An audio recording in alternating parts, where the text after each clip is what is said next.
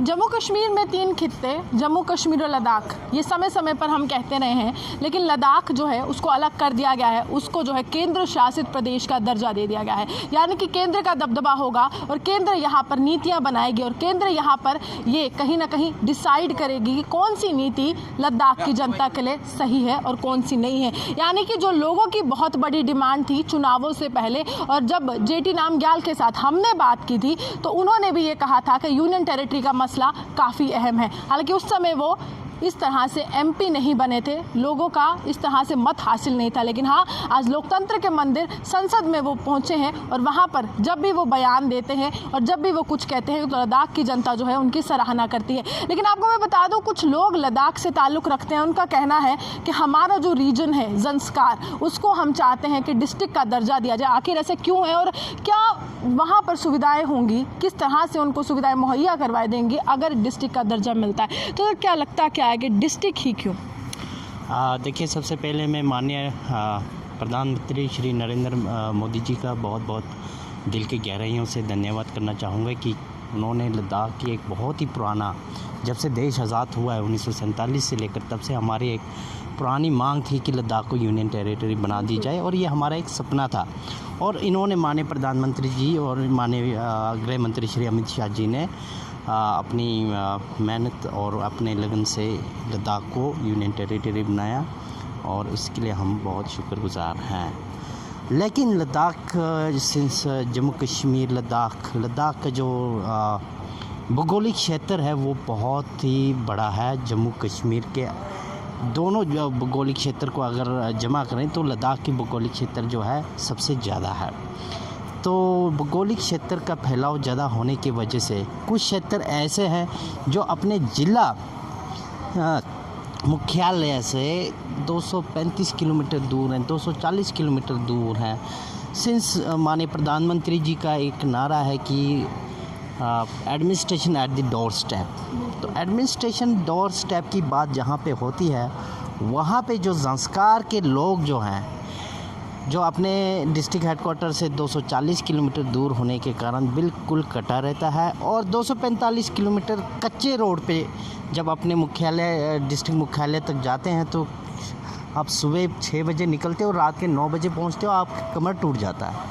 और हमारी जब किसी भी माँ को डिस्ट्रिक्ट हॉस्पिटल के लिए रेफ़र किया जाता है तो बच्चे के डिलीवरी के लिए, तो उस बीच रास्ते में या तो माँ की भी मृत्यु होती है या माँ और बच्चे दोनों की मृत्यु होती है, क्योंकि वो जो कच्चा रोड पे जब वो सफ़र करते हैं तो डिलीवरी बीच रास्ते में हो जाता है। हमारी दुख है, पीड़ा है, जिसको आज तक किसी ने नहीं समझा, लेकिन हमें उम्मीद है कि माननीय प्रधानमंत्री श्री नरेंद्र मोदी जी हमारी पीड़ा को ज़रूर समझेंगे और हमें जो है डिस्ट्रिक्ट का दर्जा दिया जाएगा। क्योंकि जब से लद्दाख में यूनियन टेरिटरी की डिमांड उठी है तब से लेकर उस क्षेत्र के लोग जो है डिस्ट्रिक्ट का डिमांड कर रहे हैं, तो उस क्षेत्र के लोगों को डिस्ट्रिक्ट क्यों नहीं दिया जाए?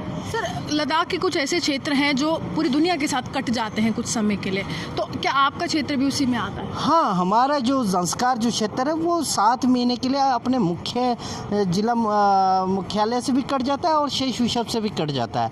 इसीलिए तो हम डिस्ट्रिक्ट की मांग कर रहे हैं, क्योंकि जब वो 6-7 महीना कट जाता है तो हमारे वहाँ पे एडमिनिस्ट्रेशन नामात्र के बराबर है। एडमिनिस्ट्रेशन है नहीं है कुछ पता नहीं, लोग जी रहे हैं मर रहे हैं कोई नहीं जानता है, क्योंकि सर्दियों में इतना बर्फ़ पड़ जाता है वहाँ पे, 7 महीना कटे रहना और एयर स्ट्रिप वहाँ पे है नहीं, तो हज़ारों जो है मुसीबतें हैं। तो मैं आपको बता दूं कि प्रधानमंत्री कहते हैं कि सबका साथ, और इस बार उन्होंने कहा है सबका विश्वास।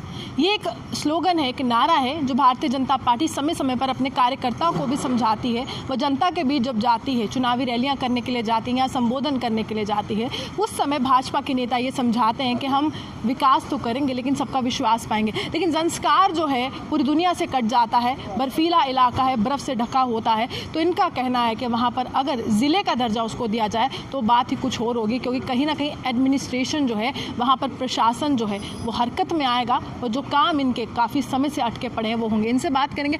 सर, हॉस्पिटल, स्कूल्स, कॉलेज, ये सब चीज़ें होती हैं इंफ्रास्ट्रक्चर से रिलेटेड, या फिर हम कहें डेवलपमेंट अगर आपको किसी भी कंट्री की देखने आपको यहीं से मिलती है, वहाँ पर क्या इस तरह से कोई आप चाहते हैं, कोई मांग है कि कोई हॉस्पिटल, स्कूल, कॉलेज रहे?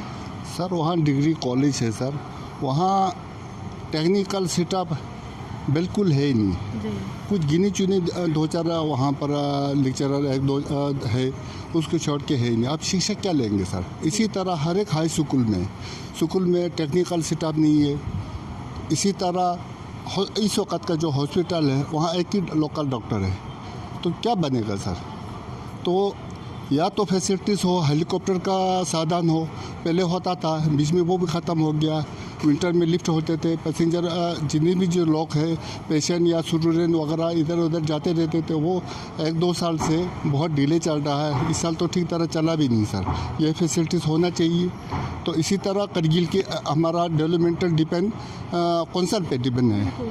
तो कौंसल के लोग, आज से पहले वाला कौंसल की मैं बात कर रहा हूँ, 5 साल में एक काउंसलर ने शक्ल नहीं दिखाया। तो आप बताइए कि हमारा विकास होगा तो कैसे होगा? तो टूरिज्म के लिहाज से लद्दाख की ओर लोगों का रुख हो रहा है। प्रधानमंत्री कहते हैं कि आप जम्मू कश्मीर लद्दाख में जाइए, वहाँ पर आप खोजिए रोज़गार के साधन, या फिर मैं कहूँ बॉलीवुड मूवीज़ का भी रुख वहाँ पर हो रहा है। आपको लगता है कि यूनियन टेरिटरी का जो दर्जा मिला है उससे कहीं ना कहीं वहाँ का जो टूरिज़्म है वो भी बढ़े? जी बिल्कुल बढ़ेगा। इससे हमें बहुत खुश है। मोदी जी का हम शुक्रगुजार है कि हमारा पुराना पेंडिंग डिमांड उन्होंने फुलफिल किया। हम बड़ा उम्मीद रखते हैं। अभी हम ही नहीं, पूरा करगिल डिस्ट्रिक्ट के लोग उम्मीद रखते हैं टूरिज़्म का। टूरिस्ट के लिहाज से ज़ांस्कार थोड़ा ज़्यादा है, करगिल से ज़्यादा है, क्योंकि हमने कल्चर मेंटेन रखा है।